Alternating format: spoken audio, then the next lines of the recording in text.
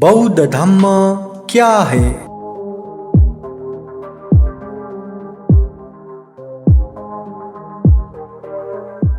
दोस्तों, आज भी हम बौद्ध धम्म क्या है अंतर्गत के दूसरे श्रृंखला प्रस्तुत कर रहे हैं। महाकारुणिक तथागत बुद्ध ने जो धम्म के विषय में बताया है, जैसे हृदयं पुनातीति पुण्यं, चित्त प्रसन्न करना, अभी, बीच में और बाद में भी मन को प्रसन्न रखे, तो ये धम्म है। तो ये चित्त की धम्म जो महाकारुणिक तथागत बुद्ध ने धम्म पद के पहले दो गाथाओं से स्पष्ट किया है कि मन जहाँ तहीं पहले पहुँचता है। मन ही सर्वश्रेष्ठ है, मन से ही सभी व्याप्त है। अगर बुरे दूषित मन से कुछ करेंगे या कुछ बोलेंगे तो उसके पीछे दुख वैसे ही आता है जैसे बैलगाड़ा के पीछे पीछे पहिया आते हैं। अगर मन प्रसन्न होके अच्छे मन से कुछ बोलेंगे या करेंगे तो उसके पीछे सुख भी वैसे ही आता है जैसे धूप में चलने से परछाएं पीछे पीछे आते हैं। इसलिए हमेशा शरीर से, वाणी से, मन से अच्छा पुण्य कर्म करना चाहिए।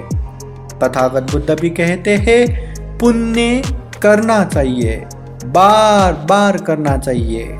पुण्य करने से उच्चतम सुख मिलता है। ऐसे ही विषयों को आज के धम्म देशना में प्रस्तुत करते हैं। आइए आगे बढ़ाते हैं। बौद्ध धम्म क्या है? निरंतरता।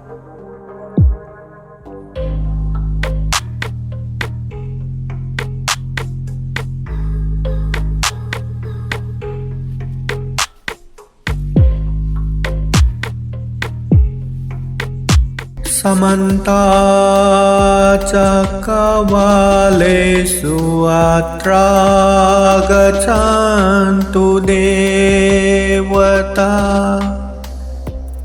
सदामं मुनिराजस्य शृण्वन्तु सगमोक्षदम्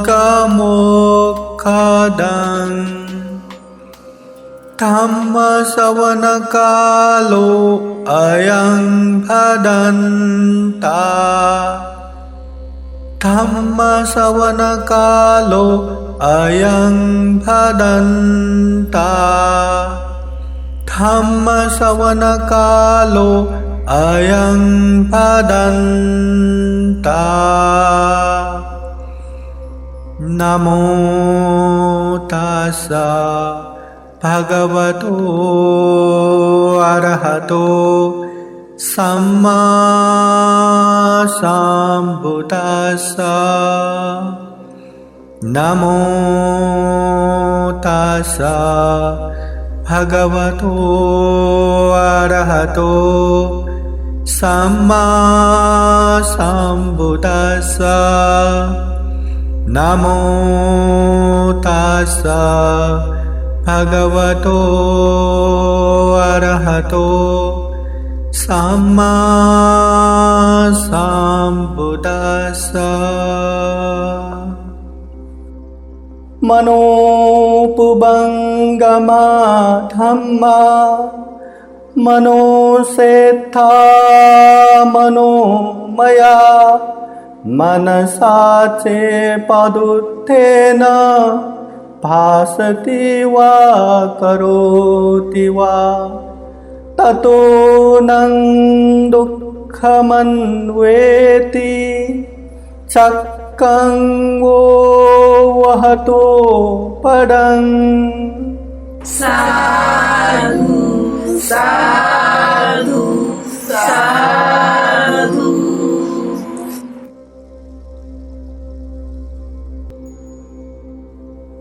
सर्वप्रथम अर्थ सम्यक संबुद्ध महाकारुणिक भगवान बुद्ध को त्रिबार वंदना करता हूँ। महाकारुणिक तथागत बुद्ध द्वारा देशित स्वाख्यात धम्म को त्रिबार वंदना करता हूँ। महाकारुणिक तथागत बुद्ध के सुप्रतिपन्न आर्य श्रावक संघ को त्रिबार वंदना करता हूँ। बौद्ध विनय वर्षावास के उपलक्ष्य में आयोजित विशेष धम्म देशना कार्यक्रम में उपस्थित हुए संपूर्ण श्रद्धा संपन्न बुद्धि संपन्न उपासक उपासिकाओं को खूब खूब सुख हो, शांति हो, मंगल हो, कल्याण हो, अच्छे से अच्छे धम्म को श्रवण करके मनन करके जीवन में अभ्यास आचरण करके दुर्लभ अमूल्य सर्वश्रेष्ठ मनुष्य जीवन को सफल बना सके, सार्थक बना सके, दुखमुक्त निर्वाण भी साक्षात्कार कर सके, ये कामना करता हूँ।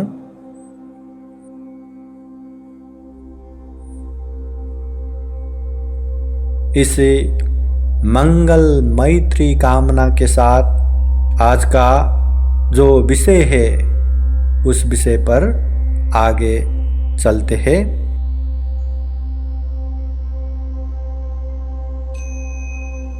दूसरा धम्म है आदयं पुनातीति पुण्यं, जो चित्त को प्रसन्न करता है, आनंदित बनाता है, वो भी धम्म है।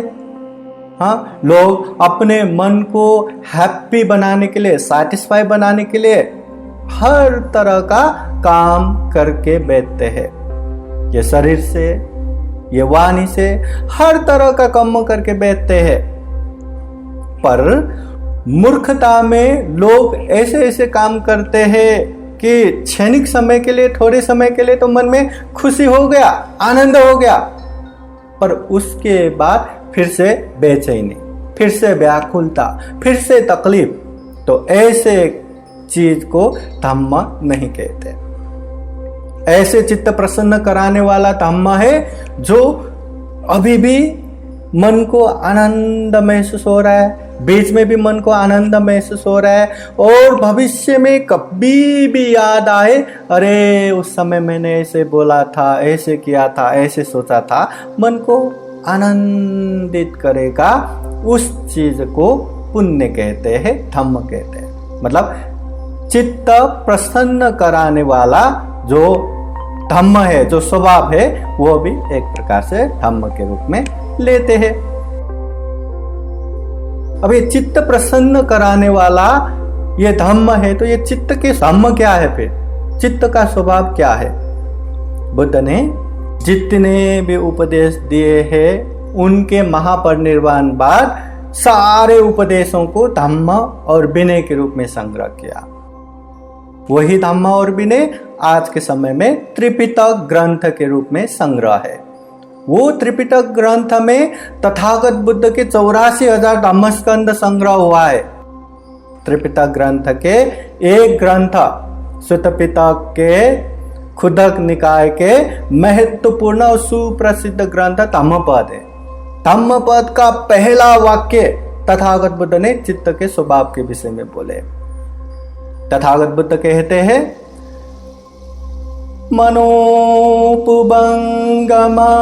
धम्मा मनोसेत्था मनोमया मनसा चेपदुत्थेन भासति वा करोति वा ततो नं दुःखमन्वेति चक्कं वो वहतो पदं।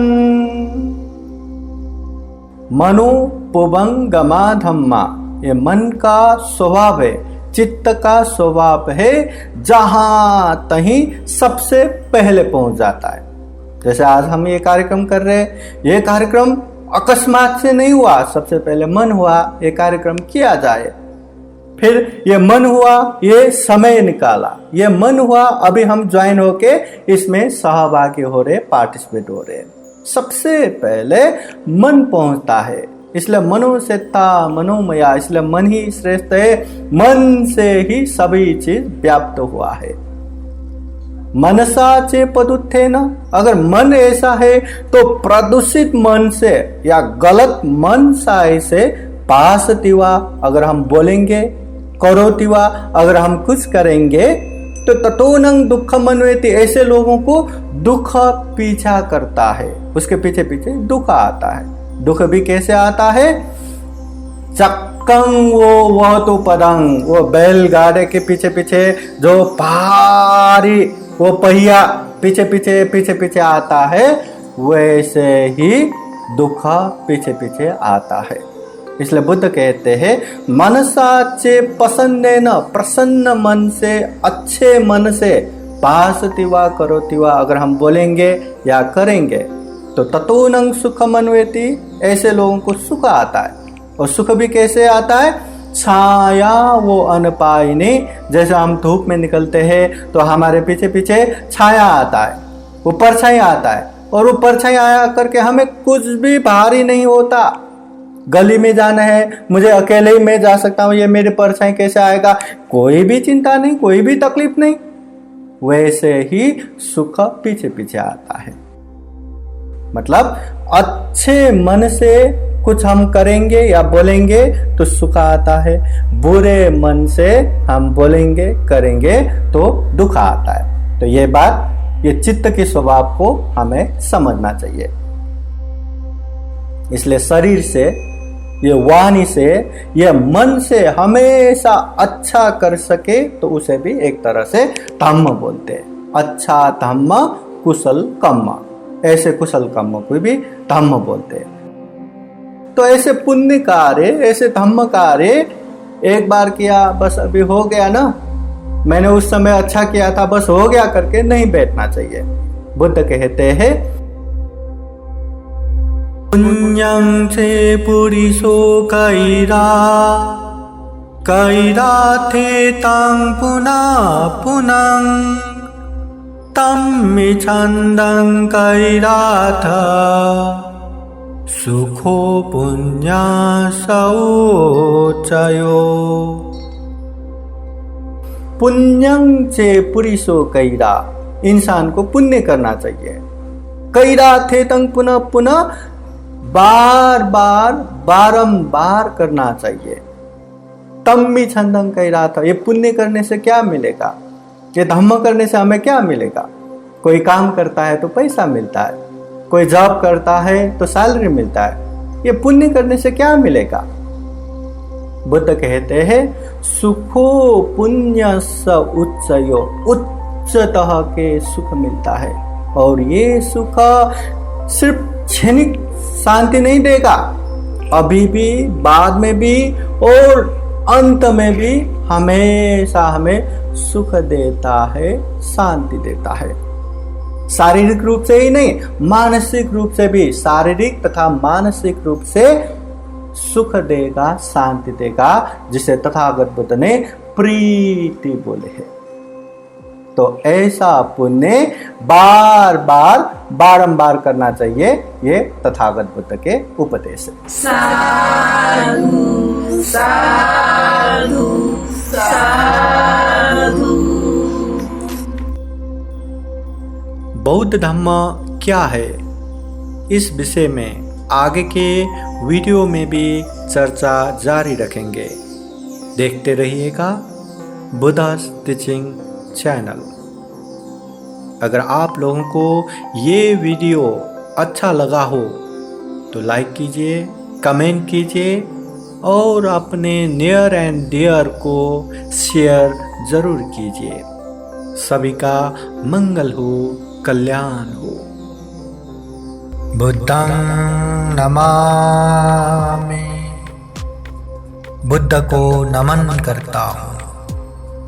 धम्मं नमामि, धम्म को नमन करता हूँ, संघं नमामि, संघ को नमन करता हूँ।